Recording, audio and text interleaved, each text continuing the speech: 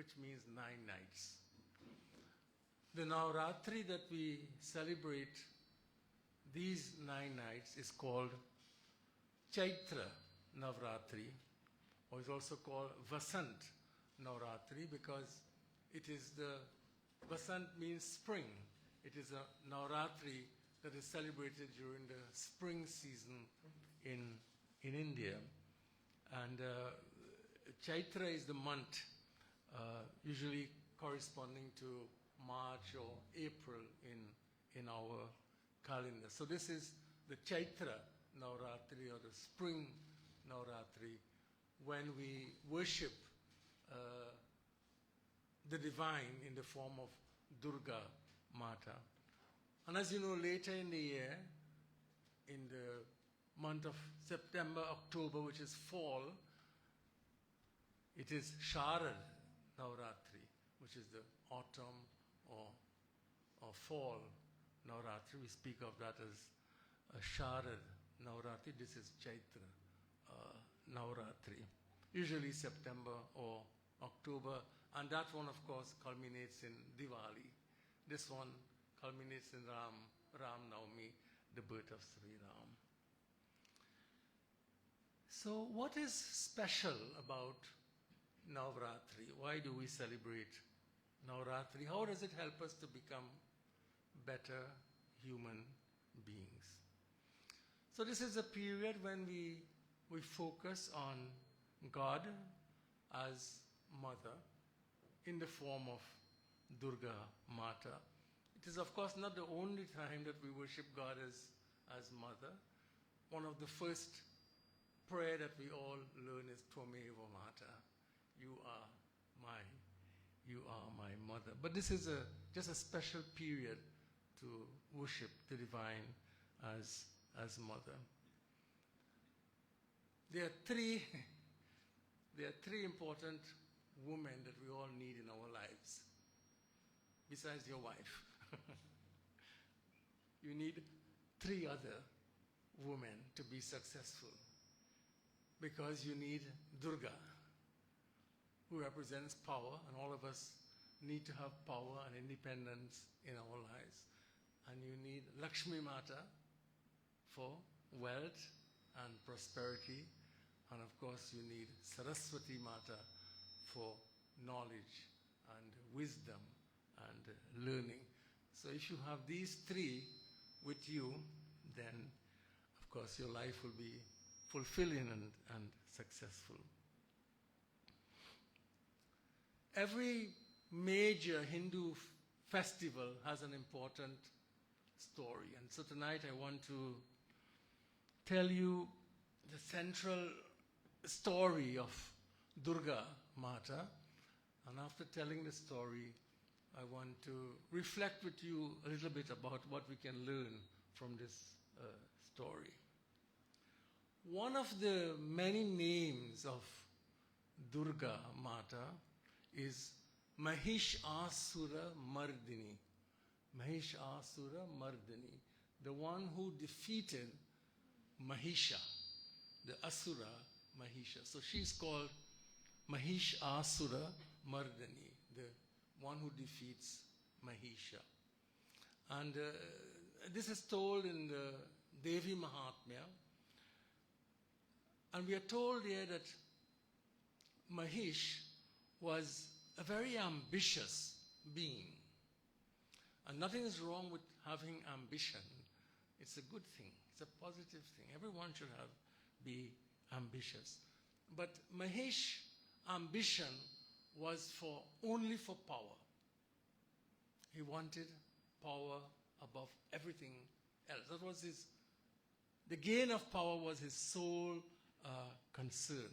He wanted power, he wanted to control, and he wanted to dominate others. This was his purpose in life. How can I become powerful to control others, to dominate others? He wanted to be the most powerful person, not only on earth, but he wanted to rule over even the heavens and the devas. So for the sake of gaining this power that he longed for so much, Mahish retired to the to the mountains. And there he performed what we call tapas, religious discipline. He lived a life of great religious discipline, praying to God for the power, to make him a very powerful person. After many years, God, in the form of the creator, Brahmaji, came before Mahisha and said, Mahisha, I am very pleased with your tapas, with your religious discipline, your asceticism. Tell me, what do you want? What is the desire of your heart? What do you want from me? Ask of me, what do you want? And Mahish said, my Lord, let me become immortal. Make it possible that I will not die. So he asked for immortality. And then Brahma, the creator, looked at Mahish and he smiled and he said, Mahish, this is not possible. I can't give anyone immortality, because he was asking for immortality in this body. He wanted this body itself to become immortal. He wanted to live forever in this physical body. So Brahma said, this is not possible, Mahisha. Everything that is born must die. This is the law of the universe. And your body is also was born. You have a birth date. Therefore, you will also die. I can't make you immortal in this body, Mahisha. Ask of something else. Everything that is born will die. So why don't you ask me for something else? So Mahesh paused and he thought about it.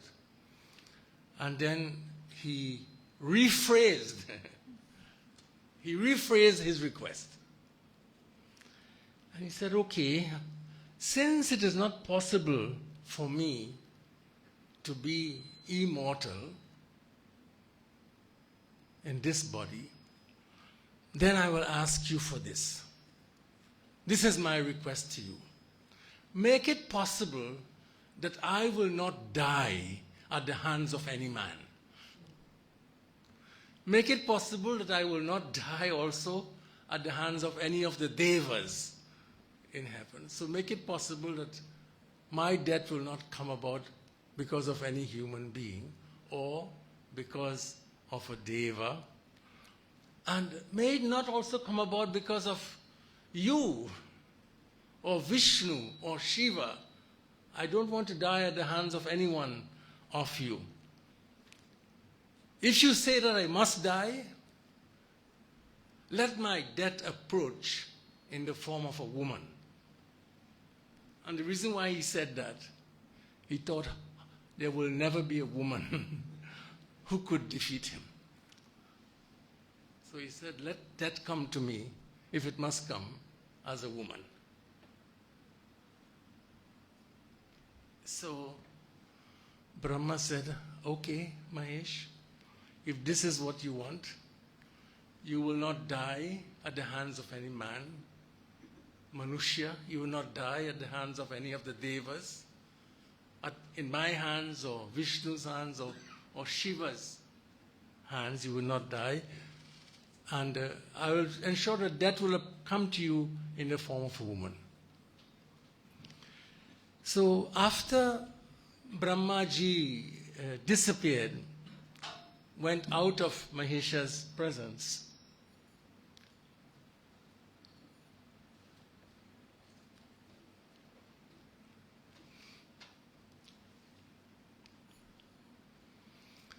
Mahesha looked to the skies and he laughed out very loudly. He said, he thought he had cheated Brahma. He found a way. He thought he found a way now to live eternally in his physical body. No man could defeat him. No heavenly being could defeat him. And if God sent a woman, how could a woman ever defeat him? So he felt that he covered all of the possibilities for his death. He had ensured, was confident that he had ensured his immortality. So, gathering his armies, Mahesh launched, we are told in Devi Mahatmya, he launched a war on earth, conquering earth, and then he turned his attention to the heavens, to the Devas, and fought a long battle against the Devas until he also became victorious and conquered heaven. So now he became Lord of earth and he became the Lord of heaven. So the Devas lost their heavenly world. So then they became homeless. The Devas were now homeless. So they went to Brahma and explained what had happened. That you gave Mahesh these boons that we can't defeat him, or no human being can defeat him, and this has now made us homeless. We are now living on earth like ordinary beings. Please help us. So, because of the boon, Brahma could not himself defeat Mahesha. Vishnu could not do it, or Shiva could not do it. They said, we must find a woman. But then they said, but there is no woman. There is no such woman who will be able to defeat him. So they decided that then we must make one. We have to create a woman to defeat Mahesha. So they concentrated all of their energies and gave birth to Durga Mata. Brahma, Vishnu, Shiva focused their energies and condensed their energies in the form of Durga. So she is, in that sense, we have a very beautiful song, Brahma, Vishnu, Shiva Swarupa, Tvam na Anyatha. You are no different from Brahma, Vishnu, and Shiva because she came out of all three. They're all one. And after creating Durga Mata, then they all give her a gift, a special gift. Each one gave her some special gift. So Shiva gave her his Trishul. Vishnu gave her his Sudarshan Chakra. They all gave her the weapons. They had to give up their weapons because they could not engage Mahesha, so they all gave to her their strength, their particular strengths in the form of these weapons. And so Durga Mata engaged Mahesha. And Navratri, 9 nights, for 9 days and nights, she challenged him in battle. And in this contest with him, she assumed different forms, 9 forms, engaging Mahesha in this war. And finally, on the 10th day, which we celebrate as Vijaya Dashami, the day of victory, Durga Mata defeated Mahesha. So this is the victory that we celebrate in Navratri. So this is the story we are told in the Devi Mahatmya. And so the important question is, what are the lessons of this story? What is this story of the creation of Durga Mata by Brahma, Vishnu and Shiva and her defeating of Mahesha? What are we supposed to learn from this? So there are 6 points I want to make. I think there are 6 important lessons that I want to share with you from this Navratri story. First, when a human being is driven by the desire for power alone, power is important. We all want to have power. Is a good thing. Power all depends on the use to which you put it. But if a person is driven by desire for power alone, and when that power is used, as he did, to dominate others, not for the service of others, not for others' well-being, but simply to control and to dominate others, our tradition is unanimous in this, that such a person may enjoy victory for a short time, but defeat is always assured. There will be defeat. What Mahisha lacked was goodness. He is an example of power without virtue, power without goodness, ruthless, unrestrained power. And for such people, the end is always tragic. They may seem to be victorious, but always only in a short term. This is the law of the universe, that the end is always tragic. In the Bhagavad Gita, this personality is very well described by Sri Krishna. He gives an insight into the thinking process, into the mind, into the psychological makeup of people like Mahish Asur. And he describes, their thought process. Idam adya maya labdham, imam prapsyase manoratham, idam asti, idam apime, bhavishyati punardhanam. This is how they think, Sri Krishna says. That so much wealth I have today. Now tomorrow I will gain so much more. So much is mine, and it will increase in the future more and more.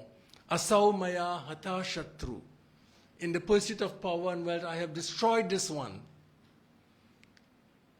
Asau maya hata shatru hanishye cha paramapi. And these I will also destroy.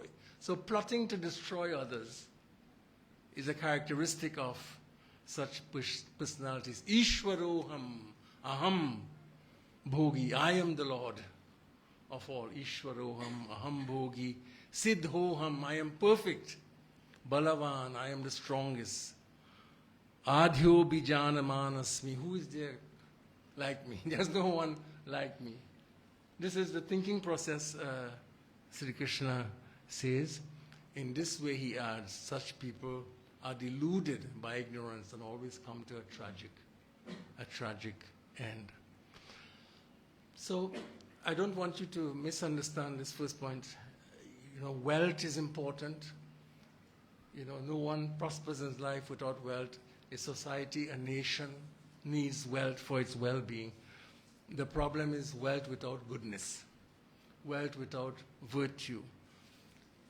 The same Bhagavad Gita teaches us in 2 important verses that in all things that we do as individuals or as communities, we must always keep the common good, the public good in view. Loka sangraha mevapi sampashyan kartumarhasi. Always keep the public good in all that you do, whether it's the acquisition of power or the acquisition of wealth. So Mahisha Asura is an example of power and wealth without goodness or virtue. In Bhagavad Gita, Krishna gives value to wealth. He says, I am Kubera. I am wealth. I am the source of wealth. So all dictators will eventually fall from power. As I was thinking of Mahish, I remembered this very beautiful quote from from Gandhi, which I wanted to share with you. And he said once that, and I'm quoting now, "When I despair, I remember." Remember, he was fighting a battle against the British, the power of the British.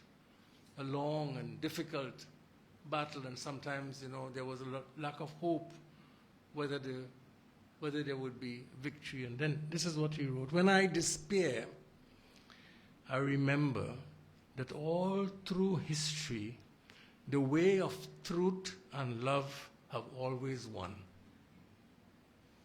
There have been tyrants and murderers, and for a time they can seem invincible, but in the end, they always fall. They always fail. Think of this, always," Gandhi said. And Mahesh Asura is exactly an example of that. People who have engaged in such moral struggles like Gandhi and others find hope in this understanding. Martin Luther King in the United States is very famous for saying that the arc of the moral universe is long, but it always bends to justice. When I read that, I always said, this is a beautiful statement about karma. The arc of karma is very long, and sometimes you don't see how it bends, but it always bends to dharma. It always bends to justice, even though it may be long. This is the law of the universe. This is the destiny of Ravana, of Kamsa, of dictators and tyrants like Hitler and others in the universe. That's my first point. Second,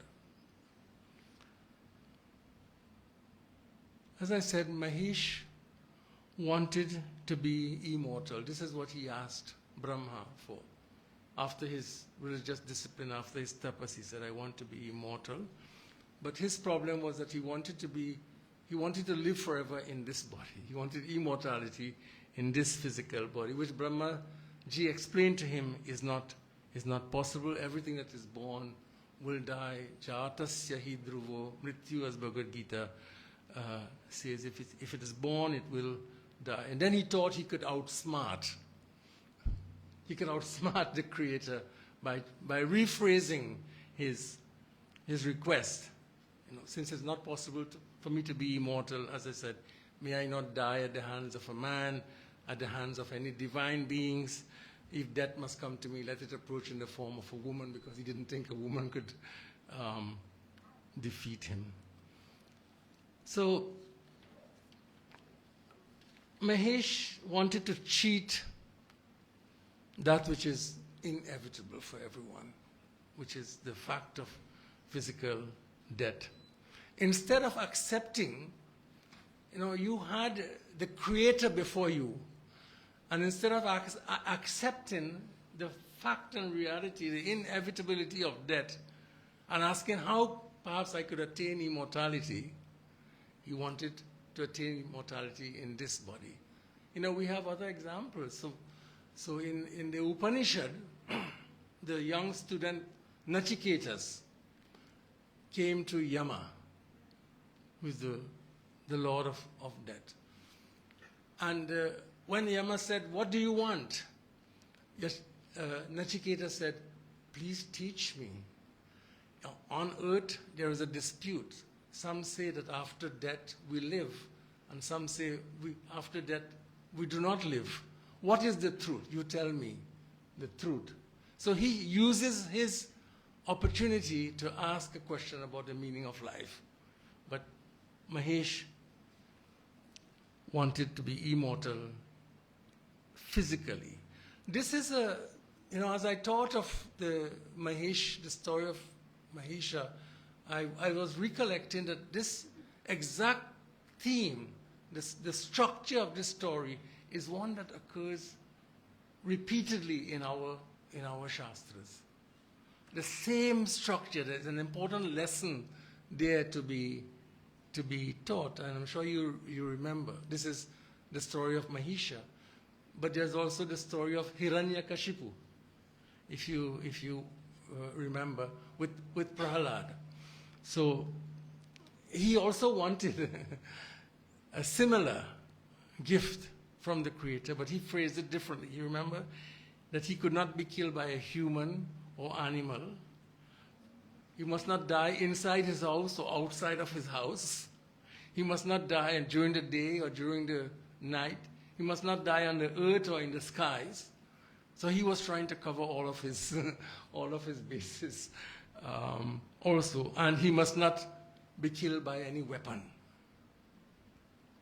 So he thought that I have everything covered well.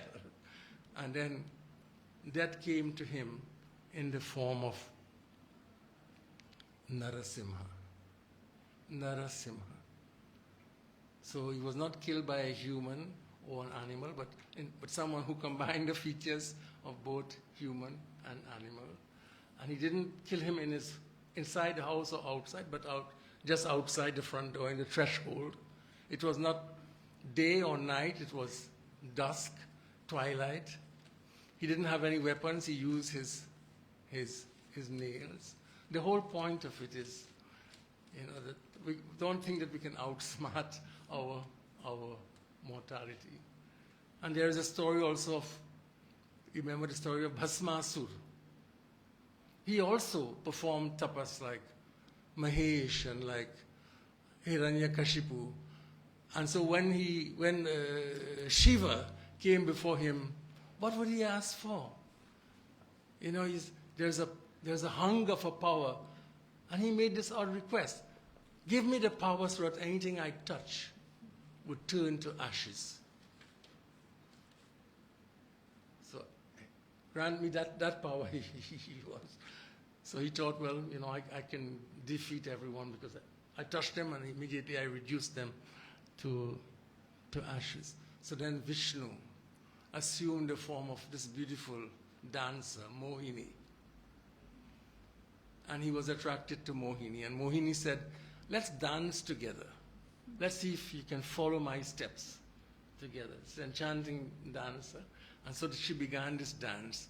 And every foot movement he followed. Every hand movement he followed.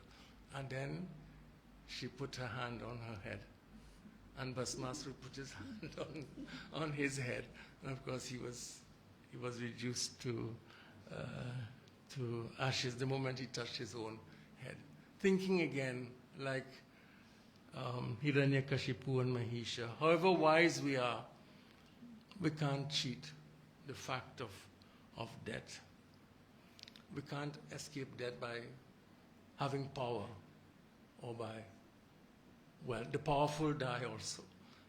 The wealthy also die. We should care for our physical bodies. It's a great gift. This is also teaching of our tradition. Live a healthy lifestyle, but we have to be realistic. And perhaps if we didn't die, we would never take life seriously enough. We never value life if life was not finite. Because life is finite, we should learn to value every moment as precious and meaningful. Well, that's the second point. The third point of this story of Mahish Asura, but also, as I said, of Hiranyakashipu and Bhasmasur and Ravana and others in our tradition, is that they are important examples, relevant examples of what I will call misdirected, misguided religion. Using religion for the purpose, only for the purpose of attaining power. And we can add wealth. And this is not an unknown misuse of religion. some of the wealthiest people in the world today, I live in the United States, but there are examples all across the world. Some of the most successful churches run by pastors who have private planes and living the life of unimaginable luxury in the name of religion. Religion simply becomes a vehicle, an instrument for their rise to power and luxurious lifestyle. All of them, they had wonderful opportunities. They performed religious discipline, and God came to them. But when they had the opportunity to ask, they asked for power, and not for virtue or for goodness or for purposeful and meaningful life. You can contrast these beings like Mahesh and Hiranyakashipu with the famous example of Sri Hanumanji. You remember, we've spoken about it so many times, it's such a powerful example. Because of his service to Ram called him and said, you have served me like no one else has. What do you want? Even as Brahma asked Mahisha, what do you want? Ram asked Hanumanji, what do you want? And he said, Nath, bhagati ati sukhadayini, dehu kripa kari annapayini. That love for you is the highest gift. So please bless me with the capacity to love you even more. He asked for the gift of love when he had the opportunity also to ask of Sri Ram of any gift. So he's a luminous, a very beautiful example of what we should ask from God. My fourth point from this story: evil takes many forms in different societies. So for example, in Trinidad right now, clearly if we speak of evil, we have to talk about crime. That's a prominent form, prominent expression of what we regard as evil in our society. Dealing daily with rampant crime and the associated violence and the loss of life and the disrespect for property and life. People live in fear and anxiety and worry about safety in private and public spaces. Evil can also take the form of corrupt leaders who care only for themselves and not about the well-being of the nation. But whatever form evil takes, there's an important lesson from the story of Durga. It will not be overcome without cooperative effort and unity. This is a very important insight of this story. So to defeat Mahesh Asura, everyone had to give up something. Normally there are many stories about rivalries between Shiva and Vishnu, about who is more powerful. We have many stories in the Puranas about that. But when it comes to overcoming a significant challenge, it was not going to be overcome unless they gave up their egos and came together and gave their gifts to someone who was able to solve the problem. So the overcoming of evil in a society requires corporate effort and unity. The Devas had to come together. Brahma, Vishnu, and Shiva had to come together. They had to overcome their rivalries to create Durga in the first case, and then to give up. Giving up their weapons meant giving up their own egos to the person who can really do the job, accomplish this purpose. If they held back, then Mahesh would have triumphed. They had to give up something, as I said. Shiva had to give up his Trishul, Vishnu had to give up his Sudarshan Chakra. So to unite, we sometimes have to give up our own desires to monopolize and to hold on to power for a better and for a greater purpose. We grow stronger as a community when we are willing to keep the interests of the community at heart by not holding on to our own private spaces of influence. There's a story about an elderly farmer who had four children, and these children were constantly arguing with one another. They could not get along, and the farming business started to suffer, was not prospering. So he made a lot of efforts to bring his children together, but they were deaf to his counsel. And his concerns about their future and the future of this family business was very strong. So he was coming to the end of his life, and he fell ill, and invited his 4 children into the room and asked them to bring some sticks for him.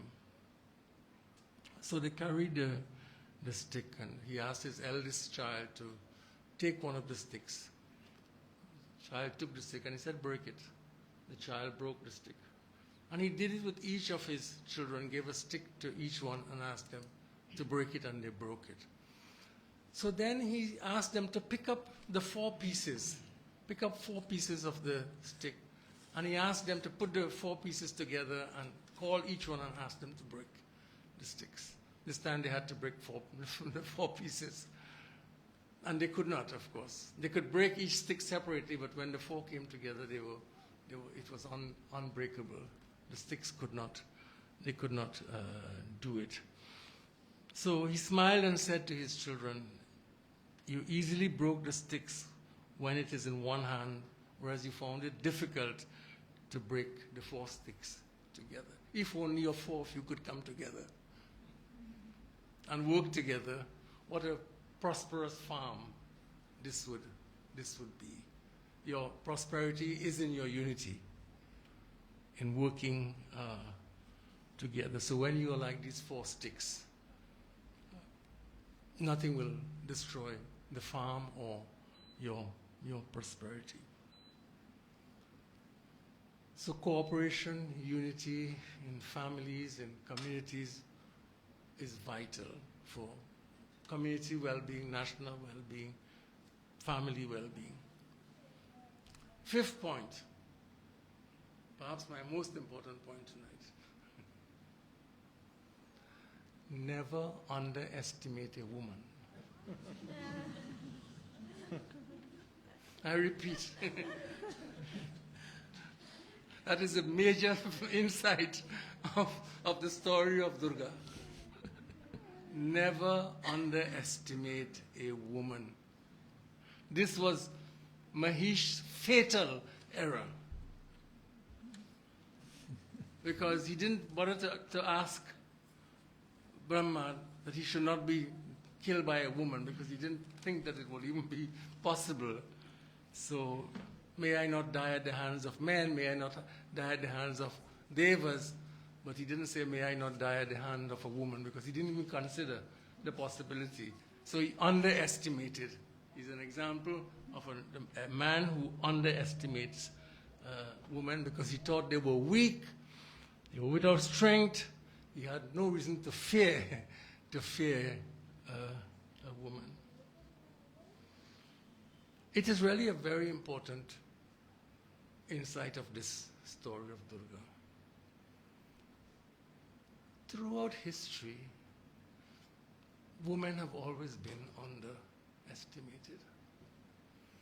Unlike Durga, they have had to fight. You can think of Durga's battle against Mahishasura as the battle of a woman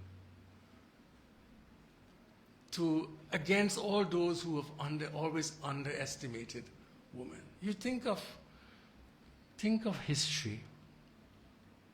women had to fight for the right to vote. They were underestimated. It was thought that women would never be able to make good political judgments. So when men were allowed to vote, women were not allowed to vote. They had to fight a long battle for the right to vote. And those battles are not over. The right to equal pay for the same work. This is a battle, ongoing battle for women in the 21st century. Just the right to the same wage for the same work. The right to own property. To keep wages, to own property separate from their husbands. The right to join the armed forces, still debated. The right to education. Right to control their bodies. Women continue to fight for equality in societies that continue to underestimate women. And all of these rights were gained only after long struggle. Durga fought for 9 days and 9 nights against Mahishasura. I really think we can see her struggle against him as the struggle of a woman against a tyrannical person who didn't believe that she had power to defeat him. So all of these rights in history were gained through struggle. Even with all of her powers, as I said, Durga Mata had to fight for 9 days before Mahishasura was defeated. And women have had to fight and still have to fight for all of the rights that they should be given, and rights that are naturally given to men. Because Durga's victory, in a sense we may say, Durga's victory saved the world. Durga Mata is not the only one who benefited from her victory. Her victory had larger, cosmic significance. And when women are treated equally, the whole community benefits. Not only the women, but the whole community benefits when women are treated and given equal rights. There's this beautiful line, Yatra naryastu pujante, tatra ramante devata, where women are treated equally. This is Manu. Where women are honored, there is joy. But where women are dishonored and not treated equally, a community does not prosper. A community does not thrive. It is, we have such beautiful rituals so that you're familiar with. So in Navratri, one of the traditional rituals of Navratri is what we speak of as Kanya Puja. Right? You know Kanya Puja. What do we do in Kanya Puja? It's a ceremony of honoring the girl child. The girl child is honored in Kanya Puja during this Navratri. Usually 9 girls would be selected. They represent the 9 forms of Durga, and their feet are washed. The feet of the girl child is washed, and she's the tilak applied to the forehead, and then gifts of clothes and food and other items are given. It is a very special way of honoring the girl child. And it's a very beautiful, I think it's a very beautiful ceremony. But sadly, even with such ceremonies, in this world, girls are not always treated equally as boys. There are still too many places in our world where there is still a preference for the male child over the female child. We will honor the child in Kanya Puja, but we don't transfer that honor into the social sphere.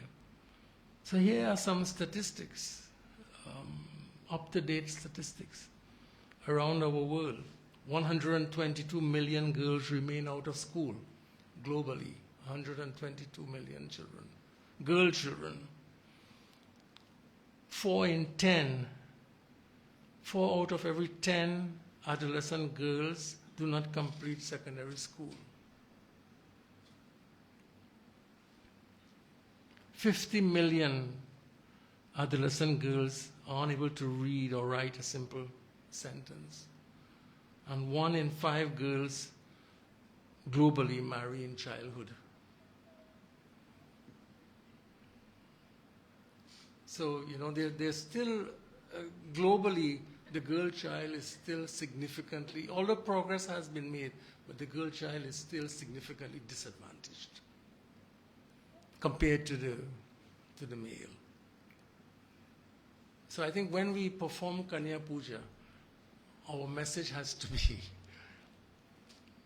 the equal regard for every girl, child, and to ensure that we close that gap. The gap of inequality must be closed, or else the religious ritual is not. It lacks meaning. It happens in the temple, but once you walk outside, then you have this the inequality between the girl and the boy still lives on. So my final point that I want to make on this story of Durga Mata and Mahishasura. Later in this year, we will celebrate, as I said, Navratri, and we will celebrate Diwali, and we will speak of the triumph of good over evil. That will become a big theme of our Diwali celebrations. But Durga Mata's battle with Mahishasura reminds us of a very important point, that the triumph of good over evil does not come without battle, without struggle. We can't speak of it without realizing that it's our responsibility. Like she fought Mahishasura, there will not be victory over evil without effort and struggle. And we will be successful only when we are as well prepared as she was. So her story is a story of being well prepared for the struggle. She had all of the gifts that she needed from Brahma, Vishnu, Mahesha, all the devas. She was well prepared, she was equipped, she had all the resources. And we cannot sit back and hope that good will triumph over evil. It really depends on us. It is really in our own hands. We have to become the agents to make it happen. It will not happen without our involvement and our participation, and without the unity, as I said, that the story reminds us of. So to conclude, what I wanted to share with you tonight, one last point in addition to the 6 points that I made. One of the beautiful teachings of the Devi Mahatmya, the sacred Shastra from which I took the story of Mahisha, there are a sequence of beautiful verses from the Devi Mahatmya, which I know all of you are familiar with. Each verse has the same structure in Sanskrit. So each verse is Ya Devi Sarva Bhuteshu. And then the only difference is the next word that follows. Ya Devi Sarva Bhuteshu Buddhi Rupena Samstita Namastasyai Namastasyai Namastasyai Namo Namah. Ya Devi Sarva Bhuteshu Shakti Rupena Samstita Namastasyai Namastasyai Namastasyai Namo. The verses go like that. Ya Devi Sarva Bhuteshu. So who is that Durga? She is the Devi, Ya Devi, Sarvabhuteshu, who exists in every being. Sarvabhuteshu. Ya Devi, Sarvabhuteshu. Durga is the divine existing in every being, in everyone. That's why each verse begins like that. Ya Devi, Sarvabhuteshu. But the whole purpose of this sequence of very beautiful verses, if Durga exists in each one of us, Ya Devi Sarvabhuteshu, everything that Durga is also within us. Ya Devi Sarvabhuteshu Shakti Rupena Samstita. Her strength is within us. She exists in every being as strength. She exists in every being as buddhi, as wisdom, as intelligence. Ya Devi Sarvabhuteshu Kshanti Rupena Samstita. She exists in every being as peace. And it goes on and on. Ya Devi Sarvabhuteshu Daya Rupena Samstita. As mercy, as compassion. So when we cultivate these qualities that are described here in these verses, compassion,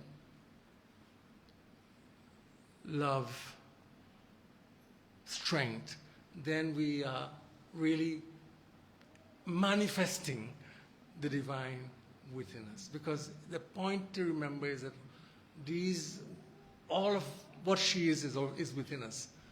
And it's up to us now to manifest, to exemplify those virtues in our lives. She is Shakti, but she is Shakti, she is Daya, compassion. So she combines. This was Mahisha's problem. He wanted Shakti, but he didn't want Daya, or compassion, or goodness. But she combines both. She is Shakti and she is Daya. The union of power with compassion is what she exemplifies, what she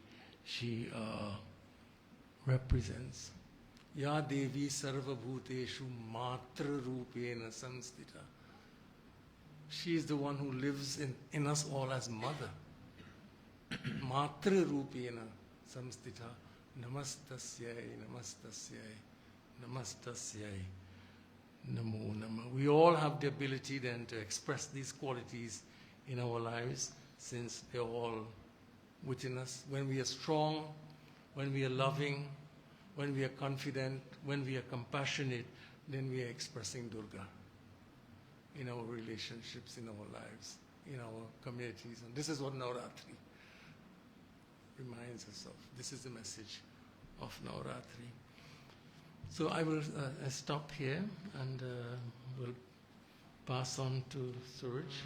We'll have some Tirtha and Bhajan and then we'll close it out.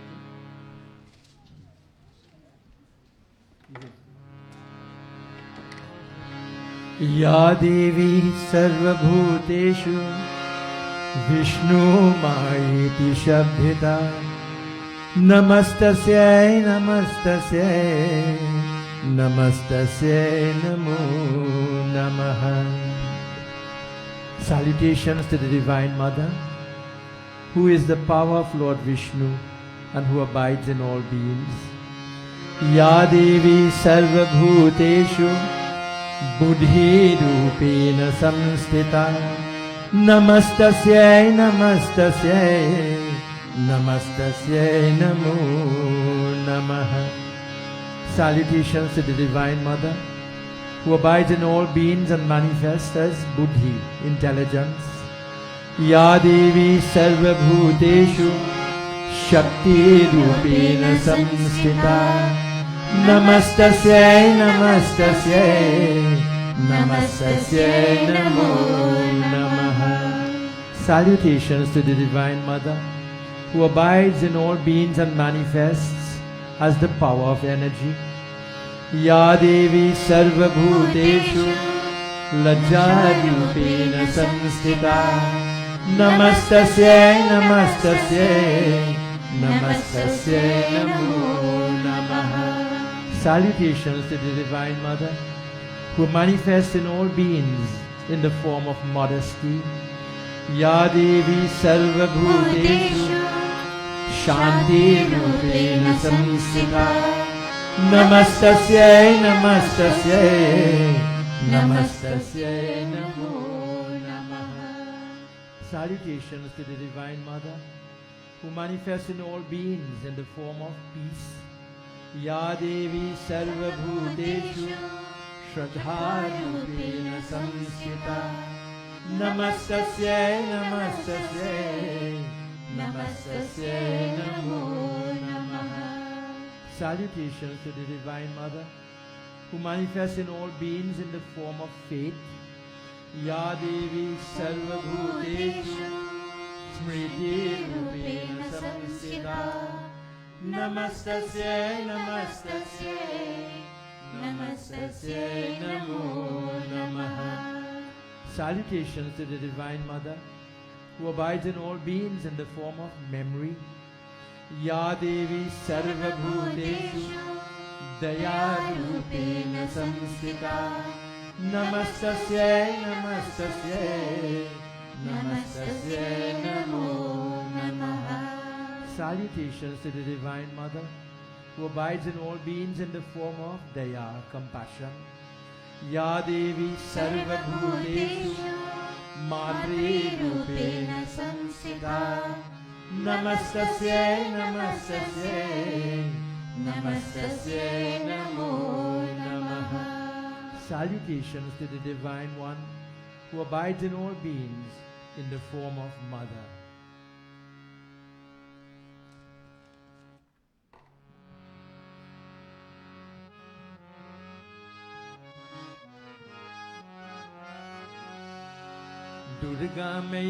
Durga मैया हमारे दुर्गा मैया, दुर्गा मैया हमारे दुर्गा मैया।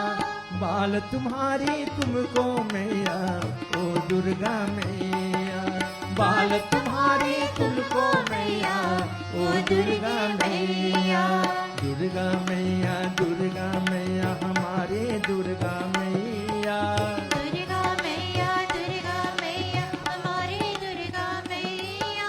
बाल तुम्हारे तुमको मैया, ओ दुर्गा मैया।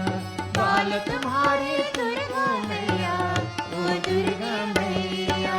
मंगलकारिणी चिंता हरिणी, ओ दुर्गा मैया। मंगलकारिणी चिंता हरिणी, ओ दुर्गा मैया।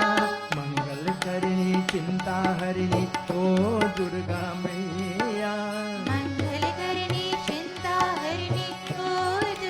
मैया। बाल तुम्हारे तुमको मैया, ओ दुर्गा मैया। बाल तुम्हारे तुमको मैया, ओ दुर्गा मैया। दीन दयालु परम कृपालु, ओ दुर्गा मैया। दीन दयालु परम कृपालु, ओ दुर्गा मैया। प्यारी दुर्गा मैया, प्यारी दुर्गा मैया। ओ प्यारी दुर्गा मैया, प्यारी दुर्गा मैया। बाल तुम्हारे तुमको मैया, ओ दुर्गा मैया। बाल तुम्हारे तुमको मैया, ओ दुर्गा मैया। दुर्गा मैया, दुर्गा मैया हमारे दुर्गा मैया। दुर्गा मैया, दुर्गा मैया हमारी दुर्गा मैया। दुर्गा मैया, दुर्गा मैया हमारे दुर्गा मैया। दुर्गा मैया, दुर्गा मैया हमारी दुर्गा मैया। बाल तुम्हारे तुमको मैया, ओ दुर्गा मैया। बाल तुम्हारे तुमको मैया, ओ दुर्गा मैया। मंगलकारिणी चिंता हरिणी, ओ दुर्गा मैया। मंगलकारिणी चिंता हरिणी, ओ दुर्गा मैया। बाल तुम्हारे तुमको मैया, ओ दुर्गा मैया। बाल तुम्हारे तुमको मैया, ओ दुर्गा मैया। हे दीन दयालु परम कृपालु, ओ दुर्गा मैया। दीन दयालु परम कृपालु, ओ दुर्गा मैया। बाल तुम्हारे तुमको मैया, ओ दुर्गा मैया, बाल तुम्हारे तुमको मैया, ओ दुर्गा मैया। हे दुर्गा मैया, दुर्गा मैया हमारे दुर्गा मैया, दुर्गा मैया, दुर्गा मैया हमारे दुर्गा मैया। बाल तुम्हारे तुमको मैया, ओ दुर्गे मैया, बाल तुम्हारे तुमको मैया, ओ दुर्गा मैया। मंगल करनी चिंता हरनी ओ दुर्गे मैया, मंगल करनी चिंता हरनी, ओ दुर्गे मैया, ओ दुर्गे मैया। ओ दुर्गे मैया। बाल तुम्हारे तुमको मैया, ओ दुर्गा मैया, बाल तुम्हारे तुमको मैया, ओ दुर्गा मैया। हे दीन दयालु परम कृपालु ओ दुर्गा मैया, दीन दयालु परम कृपालु, ओ दुर्गा मैया, प्यारी दुर्गा मैया, प्यारी दुर्गा मैया। हे प्यारी दुर्गा मैया। प्यारी दुर्गा मैया। बाल तुम्हारी तुमको मैया, ओ दुर्गा मैया, बाल तुम्हारे तुमको मैया, ओ दुर्गा मैया। हे दुर्गा मैया, दुर्गा मैया हमारे दुर्गा मैया, दुर्गा मैया, दुर्गा मैया हमारे दुर्गा मैया। बाल तुम्हारी तुमको मैया, ओ दुर्गा मैया, बाल तुम्हारे तुमको मैया, ओ दुर्गा मैया। बाल तुम्हारी तुमको मैया, ओ दुर्गा मैया, बाल तुम्हारे तुमको मैया, ओ दुर्गा मैया।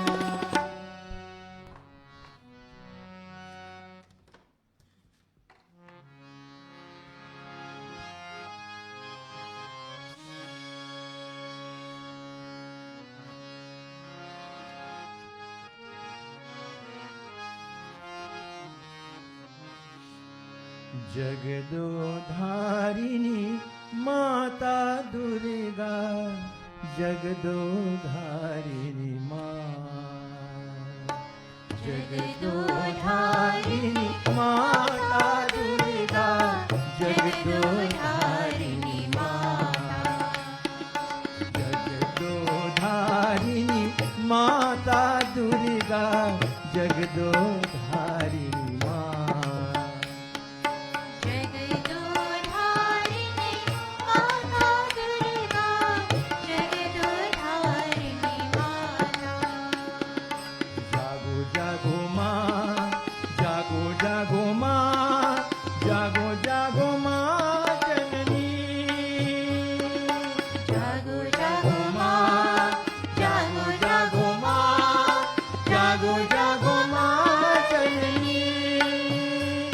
हे गौरी देवी रणचंडी देवी शिवरमणि जागो माँ, हे गौरी देवी रणचंडी देवी हे शिवरमणा जागो माँ, हे शिवरमणा जागो माँ, हे शिवरमणा जागो माँ, हे शिवरमणा जागो माँ, हे शिवरमणा जागो माँ।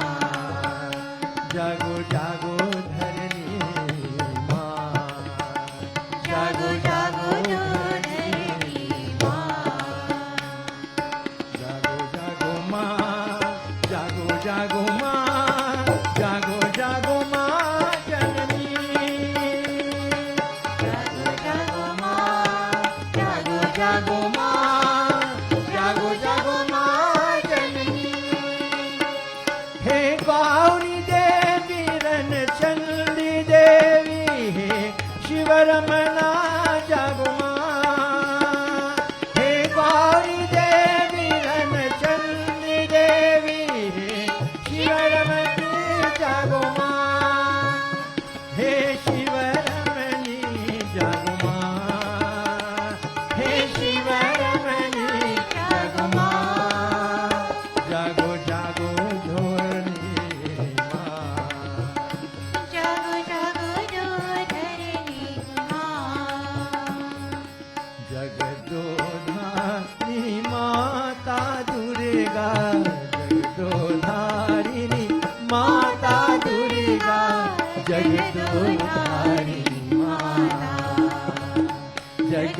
जगदोधारिणी माता, जगदोधारिणी माता दुर्गा, जगदोधारिणी माता दुर्गा, जगदोधारिणी माँ, हे जगदोधारिणी माता, जागो जागो माँ, जागो जागो माँ, जागो जागो माँ जननी, जागो जागो माँ, जागो जागो माँ, जागो जागो माँ जननी, हे गौरी देवी रणचंडी देवी, शिव रमण्या जागो माँ, हे गौरी देवी रणचंडी देवी, शिव रमण्या जागो माँ, हे शिव रमण्या जागो माँ, हे शिव रमण्या जागो माँ, जागो जागो धरणी माँ, जागो जागो धरणी माँ, जागो जागो माँ, जागो जागो माँ, जागो जागो माँ जननी, जागो जागो माँ, जागो जागो माँ, जागो जागो माँ जननी, जागो जागो माँ, जागो जागो माँ, जागो जागो माँ जननी.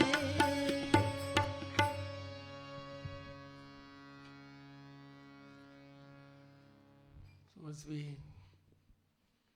move towards concluding our satsang tonight, I had mentioned to you before our brother Balrupji and his health challenges, and I wanted to say, I'm so happy, Uma,